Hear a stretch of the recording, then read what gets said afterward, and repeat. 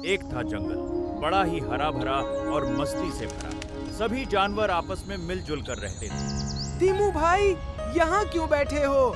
चलो पकड़म पकड़ाई खेलते हैं। अरे नहीं भाई, अभी आराम कर रहा हूँ, बाद में सोचूंगा। ये है जंगल का सबसे शांत और अपने काम से काम रखने वाला कछुआ। इसका नाम धीमू है। इसके लाइफ का एक सिंपल फंडा था, धीरे धीरे चलते रहो, मंजिलें खुद मिल जाएंगी। क्या मीठू भाई, किससे बोल रहे हो खेलने को? अरे इसके साथ खेलोगे तो खेल शुरू होते होते ही पूरा दिन निकल जाएगा।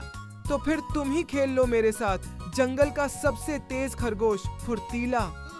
नहीं, मैं किसी ऐरे गैरे के साथ नहीं खेलता। अरे कोई मेरे टक्कर का हो तो खेलने के बारे में सोचूं भी। और यहाँ फुर्तीला नाम का खरगोश भी रहता था, जो इतना तेज था कि हवा से भी बातें करता था। और हाँ, बातूनी इतना कि उसकी बातें खत्म ही नहीं होती थी। उसे अपनी इस रॉकेट स्पीड पर बड़ा घमंड था और अपने घमंड के कारण वो हमेशा सबका मजाक उड़ाता था। एक दिन अप्पू हाथी भूखे पेट था। वो अपना खाना ढूंढ रहा था और तभी उसे एक पेड़ में ऊपर लगा एक आम दिखा। अप्पू खुश हो गया। आहा, चलो एक आम ही सही, कम से कम कुछ तो मिला खाने को। अप्पू ने पेड़ की डाल इतनी जोर से हिलाई कि आम पेड़ से नीचे गिर गया। पर इससे पहले कि अप्पू उस आम को खा पाता, फुर्तीला वहाँ तेजी से आता है और आम उठाकर भागने लगता है। रुको, ये मेरा आम है। अप्पू भाई, आम तुम्हारा नहीं पेड़ का है, और अगर चाहिए तो आकर पकड़ लो मुझे और ले लो। ये गलत बात है फुर्तीला, तुम्हें पता है मैं तुम्हें नहीं पकड़ पाऊंगा। जो तेज है जीत उसी की होती है अप्पू, इसीलिए कहता हूँ थोड़ा जॉगिंग, थोड़ा एक्सरसाइज किया करो। अरे फिट बनो, फिट मेरी तरह। देखो मेरी स्पीड रॉकेट से भी तेज है। Bye bye. फुर्तीला वहाँ से अप्पू का आम लेकर चला जाता है। तभी वहाँ धीमू आता है और अप्पू को दुखी देखता है और उसके पास जाता है। क्या हुआ अप्पू भाई, इतने दुखी क्यों हो? क्या बताऊं धीमू, इतनी मेहनत से मैंने पेड़ से आम तोड़ा और फुर्तीला उसे लेकर चला गया, और वो इतना तेज है कि मैं उसे पकड़ भी नहीं सकता।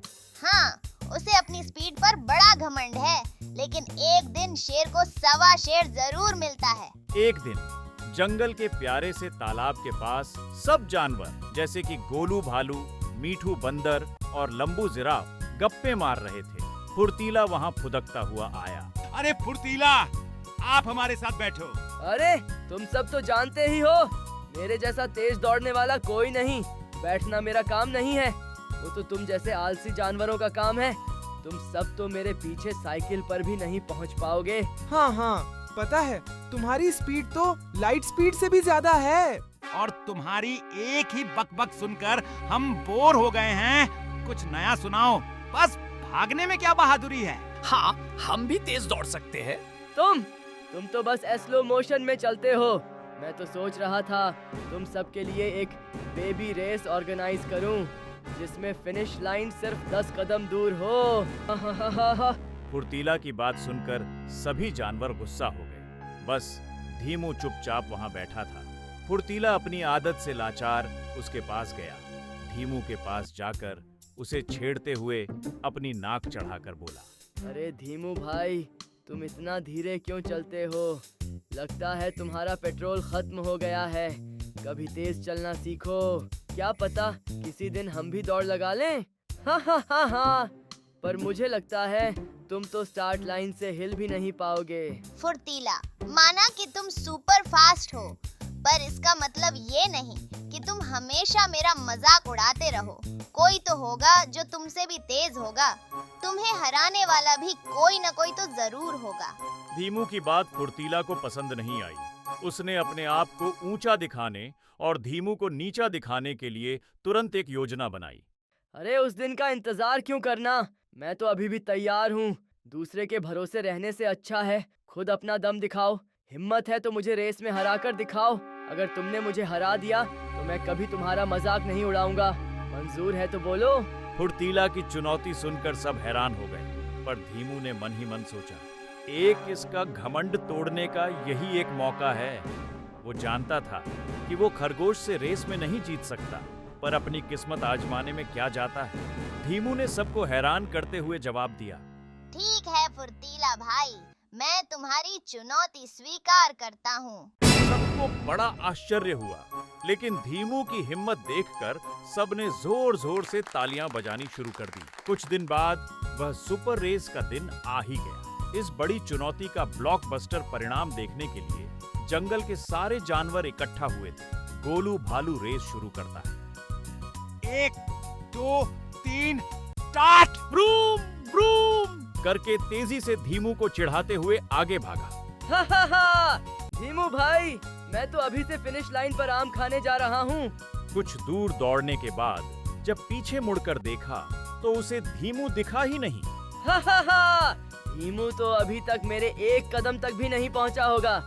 लगता है उसे रास्ते में ही नींद आ गई। मैं तो थोड़ी देर आराम कर लेता हूँ, फिर एक झपकी लूंगा और फिनिश लाइन पर पहुँच जाऊंगा जब धीमू आधे रास्ते में होगा। ऐसा सोचते ही फुर्तीला किनारे में एक बड़े से पेड़ के नीचे लेट गया। पेड़ के पत्तों की ठंडी छाया और आरामदायक हवा से उसे तुरंत नींद आ गई। दूसरी ओर हमारा प्यारा धीमू बिना हार माने अपनी धीमी धीमी लेकिन पक्की पक्की चाल से लगातार चलता रहा। चल धीमू, बस चलते रह, मंजिल दूर नहीं, बस फोकस रखो।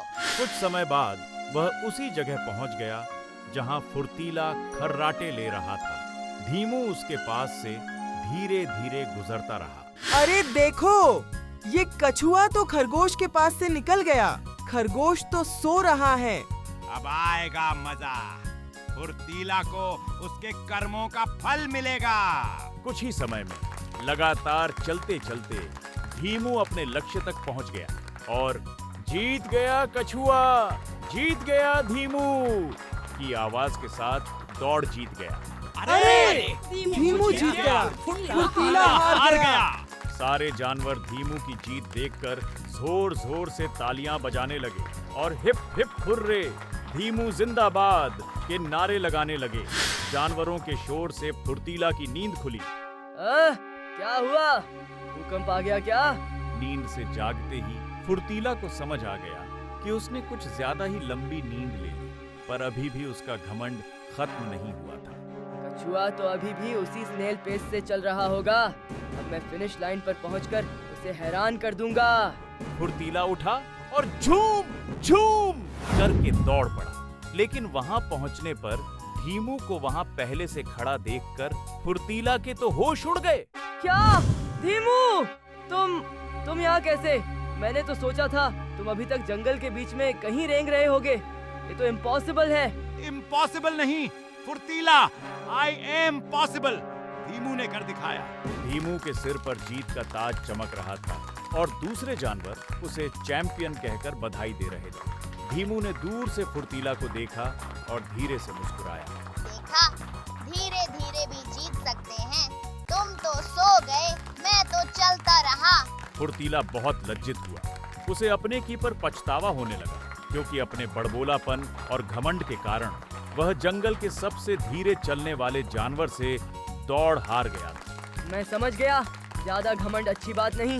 मुझे माफ कर दो दोस्तों, मैं अब कभी किसी का मजाक नहीं उड़ाऊंगा।